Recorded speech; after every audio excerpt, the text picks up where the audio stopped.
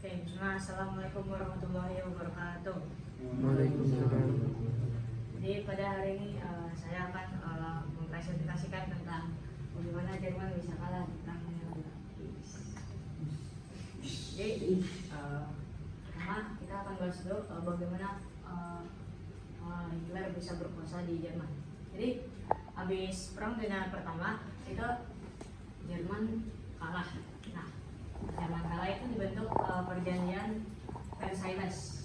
Nah, salah satu poin di perjanjian itu bilang kalau misal Jerman harus mengganti seluruh kerugian yang disebabkan pas perang dunia satu. Nah, itu membuat ekonomi Jerman tuh turun. Nah, sama bikin kerusuhan di mana-mana.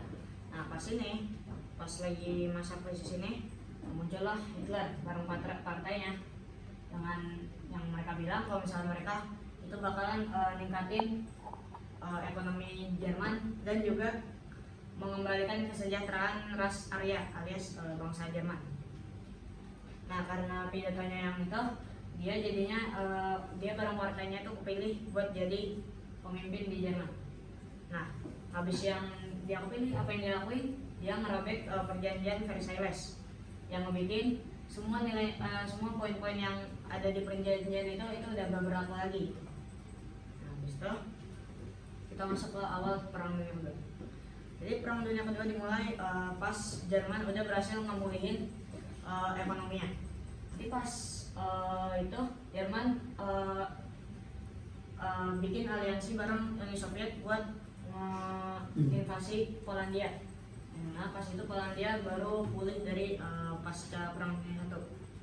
Nah, karena invasinya mendadak dan juga Poland ada di titik datar di Eropa, jadinya Polandia harus jatuh ke tangan Jerman sama Uni Soviet 1 bulan habis invasi dimulai.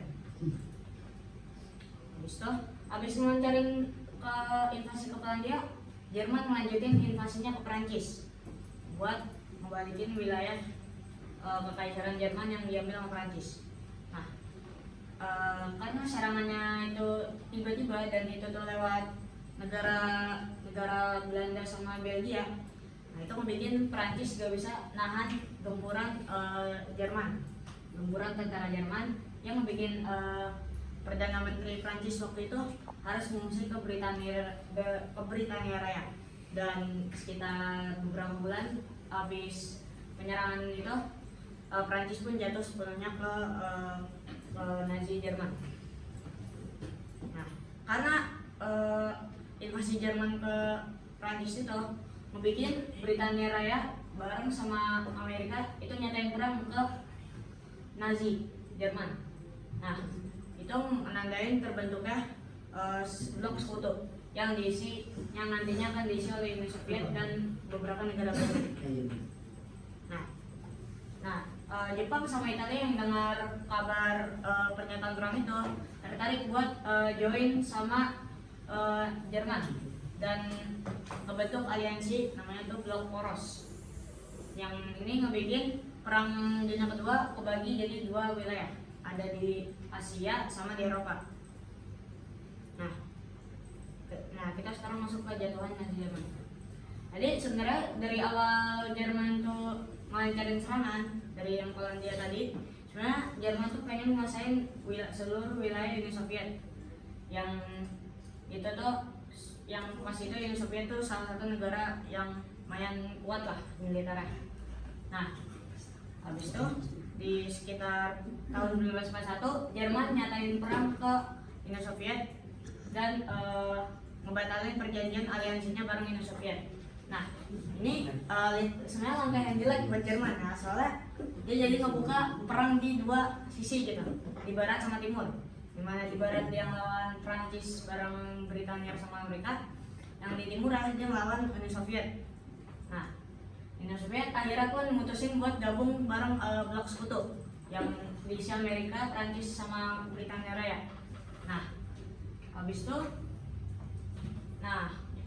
itu ngebikin nih, jadi di sini kayak kita lihat di sini ada Britania Raya, Amerika sama Prancis, di sini Uni Soviet. Nah, ini karena Nazi Jerman gak kuat nahan gempuran dua negara kuat ini, dua aliansi ini, itu ngebikin Jerman akhirnya harus nyerah ke blok sekutu. Nah, ini nandain berakhirnya Perang Dunia Kedua sekaligus nandain kejatuhan Nazi Jerman. Nah, habis Jerman nyerah ke blok sekutu, itu beberapa banyak peristiwa yang terjadi gitu. Contoh kayak Jerman yang jadi kebagi dua, itu di barat diisi sama Jerman barat diisi sama blok sekutu, diisi sama Inggris, Prancis sama Amerika. Nah, di Jerman Timurnya itu didudukin sama Uni Soviet. Jadi itu buat ngawasin biar Jerman nggak ngelakuin perang lagi gitu. Terus juga Hitler tuh jadi dia karena dia itu kalah ya di perang itu, jadi dia mutusin buat bunuh diri gitu bareng sama istrinya.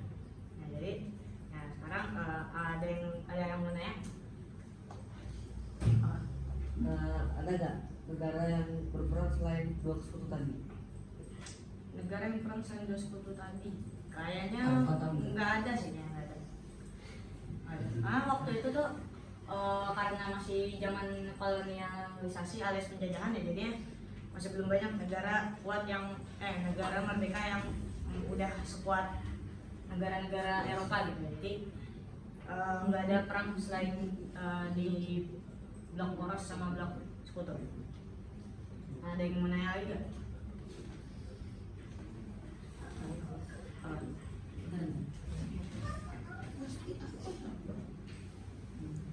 Ada.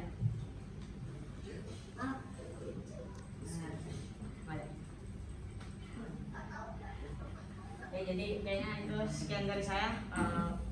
Kurang lebihnya mohon maaf. Wassalamualaikum warahmatullahi wabarakatuh.